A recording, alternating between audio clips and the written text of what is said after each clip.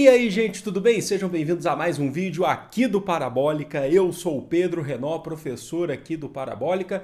Hoje é sexta-feira, né? Sexta-feira, dia de aula de Sociologia, para a gente falar de um tema muito cobrado e muito importante na história da humanidade. Movimentos sociais. A gente vai falar aqui o que são movimentos sociais, características, alguns exemplos, e no final a gente vai fazer uma questão já cobrada em Enem recente sobre movimentos sociais, certo?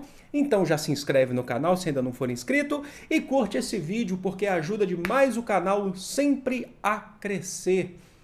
Ok? Tem vídeo de sociologia, filosofia, história geral, história do Brasil, história da arte. Eu sempre falo isso porque eu sou muito feliz aqui com esse canal, tenho muito orgulho desse canal, da produção de conteúdo que a gente faz e sou muito grato a todos vocês, certo? Gente, movimentos sociais. A gente vai perceber que os movimentos sociais, eles são importantes para a humanidade. E no Brasil, não dá para falar da história do Brasil sem falar da participação dos movimentos sociais, certo? O que são os movimentos sociais? A gente pode definir como a expressão da sociedade civil que age de forma coletiva em luta por direitos civis, por direitos sociais, agindo de forma a querer transformar algum ponto dessa sociedade. Então, ao longo da história, a gente começa a ver vários movimentos sociais surgindo. Então, por exemplo, se a gente parar para pensar na França do século XVIII, quando se transformou aquela sociedade, a gente teve a participação forte dos movimentos sociais, a gente teve a participação muito forte das pessoas indo ao Palácio de Versalhes para poder reivindicar os seus direitos e, enfim, aquilo tudo causou o quê? A destruição daquela monarquia absolutista para inicialmente uma monarquia parlamentar e depois para uma república. Aqui no Brasil nós temos exemplos de movimentos sociais que transformaram a história do Brasil, que lutaram contra a escravidão, que foram atuando ao longo do tempo, que lutaram contra governos autoritários no Brasil, que garantiram direitos. E muitas coisas ainda estão em voga, muitas coisas ainda estão para ser garantidas. Então o movimento social é a expressão dessa sociedade civil de forma coletiva, que é organizado principalmente por grupos das minorias. Mas aí cabe uma explicação sobre as minorias, porque muitas pessoas têm essas dúvidas, sabe? Sempre me perguntam, mas o que são de fato as minorias? Porque a gente vê muita gente falando sobre as minorias. Vamos lá dar uma explicação para vocês entenderem o conceito de minorias para a sociologia e para a história.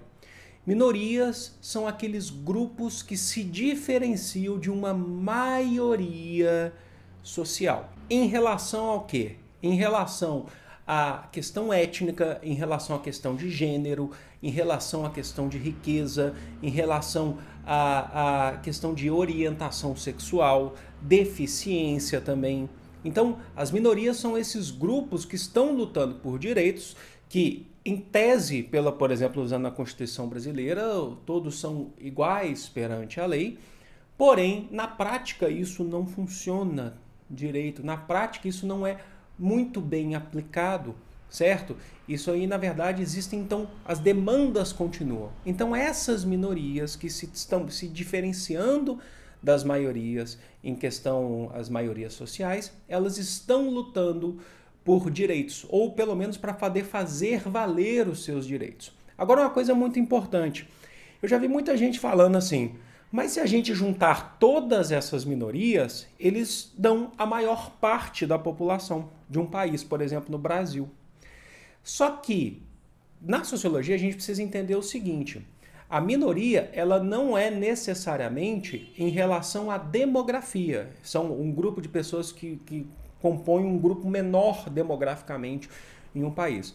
Mas a gente também está falando de minorias no contexto do contexto social de classes, de dominação e daqueles que estão sendo dominados de alguma forma por uma classe dominante, certo? E acabam tendo os seus direitos prejudicados. Então, por exemplo, se você parar para pensar numa parcela da população que não tem moradia, que não tem uma moradia, que não possui, por exemplo, propriedade privada, é uma parcela maior, uma parcela grande da população, maior do que aqueles que têm propriedade privada, certo?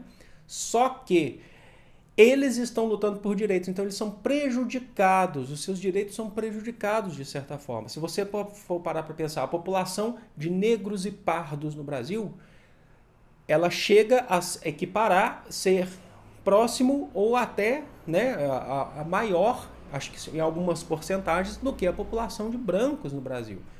Só que eles têm os seus direitos prejudicados, eles são vistos de certa forma, pela lei eles são vistos como iguais, mas de certa forma, na prática, na atuação dessa sociedade, são colocados como inferiores, prejudicados por uma sociedade padronizada que a gente vive. Então, nesse contexto, a sua luta é legítima, a sua luta por garantia de direitos ela é extremamente legítima. Então, esses grupos a gente costuma dizer que são os grupos das minorias, que são as minorias as que têm menos favorecimento, elas não são favorecidas socialmente, entenderam? Dentro do contexto da sociologia. Agora, voltando aos movimentos sociais. A gente pode definir que esses movimentos sociais eles podem estar em acordo ou em desacordo, por exemplo, com o Estado, tá bom, gente? Porque às vezes alguma causa que os movimentos sociais defendem, uma bandeira de luta que os movimentos sociais defendem, pode ser uma bandeira de luta que seja contrária ao Estado, e eu vou dar exemplos para vocês, na boa aqui, ou pode ser uma bandeira de luta que seja de acordo com o que o Estado defende, mas que eles precisam solucionar esse problema de maneira na sociedade. Então significa que não necessariamente os movimentos sociais eles são contra o Estado. Tá? Em alguns momentos eles podem estar alinhados em pensamento com o Estado, mas aí a causa ela é maior, a causa é uma causa social, para se transformar na sociedade como um todo. Vou dar exemplos para vocês. Nos governos anteriores, que não chega a ser nem nos governos do PT, de Lula e Dilma, estou dando exemplo aqui no Brasil, mas nos governos anteriores, por exemplo, que começa lá, que a gente está falando lá no Fernando Henrique Cardoso, no FHC, existia uma demanda muito grande, e ainda existe, da questão das minorias, que é uma luta por moradia. Então, por exemplo, o Movimento dos Trabalhadores Rurais Sem Terra, que é um movimento social, o MST, ele já existia desde os anos 80, na verdade a sua origem vem lá atrás, tá? Mas enquanto o nome MST, ele ficou muito famoso nos anos 90 dentro do governo do Fernando Henrique Cardoso. E aí naquele período você teve muita luta do MST, ainda tem, por moradia. O governo do Fernando Henrique Cardoso, o FHC, ele era defensor de um processo de reforma agrária, certo? Que favoreceria o MST. A prática não foi bem aplicada. Não foram uma parcela muito grande de famílias que foram assentadas, que receberam o direito à moradia. O governo Lula, a mesma coisa. O governo Lula defendia o processo de reforma agrária. O Lula chegou a falar no seu tempo em campanha, né? E famílias foram assentadas. Porém, a questão da reforma agrária não foi feita, porque existem fatores além do Estado, fatores que ligam à história do Brasil, por exemplo, em relação ao latifúndio, ao poder de uma classe dominante de fato, entenderam?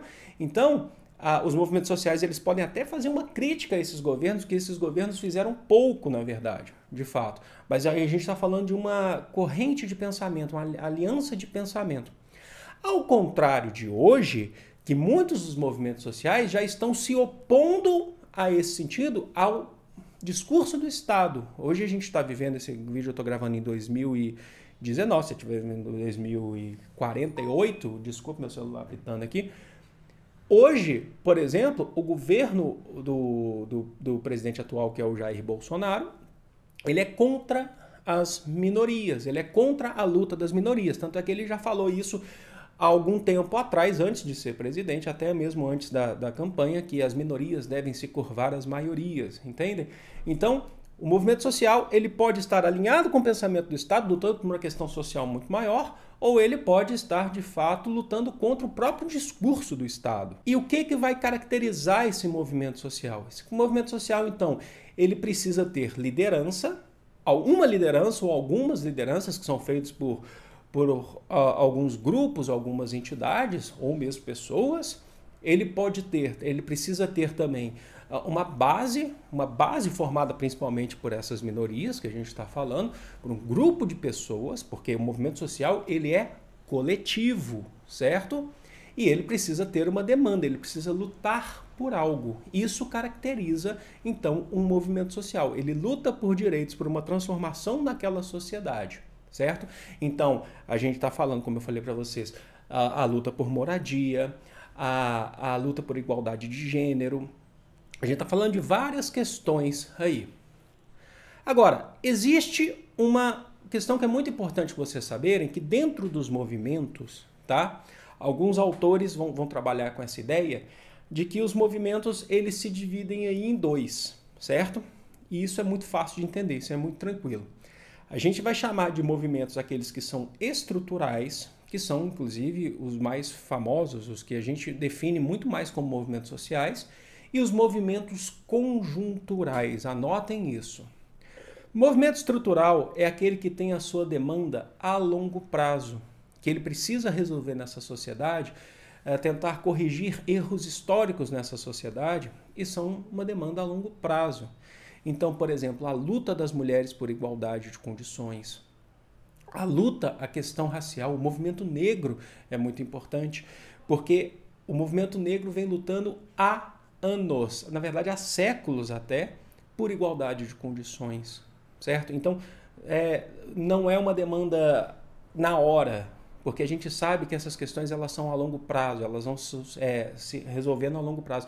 A classe trabalhadora como um todo lutando por melhores condições de vida, melhores condições de trabalho, certo? A luta contra a homofobia, que é muito importante, porque a gente sabe que isso está enraizado na sociedade, principalmente numa sociedade extremamente conservadora, que enraizou isso. A questão da homofobia é um negócio muito sério no Brasil, então a gente precisa lutar contra a homofobia. Existe também, que eu citei agora há pouco para vocês, a luta por moradia, tanto no campo quanto na cidade. Então são questões de uma demanda a longo prazo, que a gente precisa resolver isso a longo prazo. Então esses movimentos, eles existem já há muito tempo e eles estão se organizando há muito tempo nessa sociedade. E uma coisa muito importante, diferenciá-los dos conjunturais. O movimento conjuntural, como o próprio nome já diz, ele não está estruturado como estrutural, previamente estruturado, organizado. O conjuntural é aquele movimento que ele é praticamente espontâneo. Ele é de acordo com alguma atitude feita naquela sociedade, algum decreto do governo ou de alguma instituição privada, e ele se organiza pela conjuntura. Ele acaba se organizando de forma espontânea, então a presença da liderança ela até surge, mas ela não é uma presença tão consolidada como no estrutural, e aí se parte principalmente para a sua atuação através de manifestações. Vamos dar exemplo. O exemplo que mais tem se utilizado hoje são os exemplos das jornadas de junho de 2013 a 2016, aquelas jornadas que são essas jornadas lutando contra a corrupção, não é? Mas acho que um exemplo para a gente trabalhar na história do Brasil, para a gente ver como eles existem já há mais tempo, o impeachment do Collor em 92, eu era criança, entrando quase na adolescência, no impeachment do Collor, eu lembro muito bem disso, descobertos os crimes de corrupção do Collor, ligados à sua péssima atuação como governo, do confisco das poupanças, mas principalmente a questão da corrupção lá, que foi comprovada por CPI, né, que isso é importante que se fala, através do seu tesoureiro da campanha, o Paulo César Farias. Então, ali surgiu um movimento muito grande e vários movimentos estruturais participaram desse movimento conjuntural. E o movimento conjuntural, quando se resolve de certa forma aquele problema da conjuntura, ele tende a desaparecer. A demanda dele não é uma demanda a longo prazo. Então esse movimento conjuntural, ele some. O Collor caiu, ele passou pelo processo de impeachment, ele recebeu o impeachment, o movimento conjuntural desapareceu. Quer um outro exemplo? Um exemplo, por exemplo, de 1980. Um exemplo, por exemplo, sacanagem. O exemplo lá de 1984, 1985, que vai ser do movimento Diretas Já, que queriam a aprovação da emenda Dante Oliveira, que elegeria o próximo presidente do Brasil através de eleições diretas, para acabar com a ditadura militar. Aquele movimento ele não se consolidou, a sua prática, a sua ação do Estado não se consolidou, porque as eleições foram indiretas, mas de certa forma a ditadura acabou e a gente partiu para a redemocratização. O movimento diretas já, ele foi importante naquele período, mas ele deixou de fazer sentido em outros períodos onde você já passa a ter eleições diretas para presidente, entenderam? Agora, uma coisa que é muito importante falar para vocês, que eu faço questão de falar, é o movimento social, então, ele tem demandas importantes, sejam estruturais ou demandas conjunturais, podem estar alinhados ao Estado ou não, podem ser movimentos ligados até a processos mais conservadores ou processos mais radicais de uma sociedade, com demandas mais urgentes para serem concluídas, para serem aplicadas, né? E uma coisa que é muito importante é que esses movimentos, eles têm como parte da sua atuação manifestações públicas. Só que essas manifestações públicas, elas são mais uma característica, assim, como característica principal dos conjunturais. Nos estruturais, existe uma base em volta. A manifestação acaba sendo a consolidação de uma organização dessa estrutura, certo? Então, por exemplo, quando se faz uma greve, que está partindo do princípio do movimento social, com demandas de uma sociedade, por exemplo, greve de professores, dando um exemplo para vocês, existe uma demanda de professores ao longo do tempo, existe uma organização desses professores, reuniões feitas para poder organizar uma greve. E uma greve ela só pode ser aplicada, partindo para as manifestações, para as movimentações públicas, se você tiver o anúncio dessa greve. A greve ela tem que ser anunciada constitucionalmente previamente ao órgão, né, ao Estado, seja o município, o Estado, o governo do Estado, ou uma greve federal de professores. Então existe uma estrutura em volta. A manifestação para um movimento estrutural, ela acaba sendo um dos pontos importantes dessa organização, porque existe toda uma estrutura em volta. No conjuntural, talvez ela seja a base, certo? Porque ela é mais espontânea, ela não é necessariamente organizada. Então isso é muito importante vocês saberem. Entendendo isso, vamos partir agora para a questão. Uma questão cobrada no Enem 2011, vocês já estão vendo ela aí na tela, que fala sobre movimentos sociais. Vamos lá, vou ler aqui para vocês. Vamos lá? Na década de 1990, os movimentos sociais camponeses e as ONGs tiveram destaque, ao lado de outros sujeitos coletivos. Na sociedade brasileira, a ação dos movimentos sociais vem construindo lentamente um conjunto de práticas democráticas no interior das escolas, das comunidades, dos grupos organizados e na interface da sociedade civil com o Estado. O diálogo, o confronto e o conflito têm sido os motores no processo de construção democrática. Vamos lá. Os movimentos sociais no Brasil contemporâneo, participação e possibilidades das práticas democráticas. Tá. Segundo o texto, os movimentos sociais contribuem para o processo de construção democrática. Por que eles contribuem com o processo de construção democrática? A. Determinam o papel do Estado nas transformações socioeconômicas. B. Aumentam o clima de tensão social na sociedade civil. C. Pressionam o Estado para o atendimento das demandas da sociedade. D. Privilegiam determinadas parcelas da sociedade em detrimento das demais. E E. Propiciam a adoção de valores éticos pelos órgãos do Estado. Para pensar. Eu falo para vocês. Alternativa correta, alternativa C. C de casa. Casa, moradia, direitos de moradia. Pressionam o Estado para o atendimento das demandas da sociedade. Porque os movimentos sociais eles são democráticos porque eles mostram, por exemplo, para o Estado... Eles demonstram para o Estado que existem demandas sociais importantes e o Estado precisa cuidar dessas demandas. O Estado precisa cuidar de todas as demandas dessa sociedade. Então, é um fator democrático, é preciso mostrar, é uma participação democrática dos movimentos sociais, certo? Outras aqui seriam até, de certa forma, absurdas. Por exemplo, a determina o papel do Estado nas transformações socioeconômicas.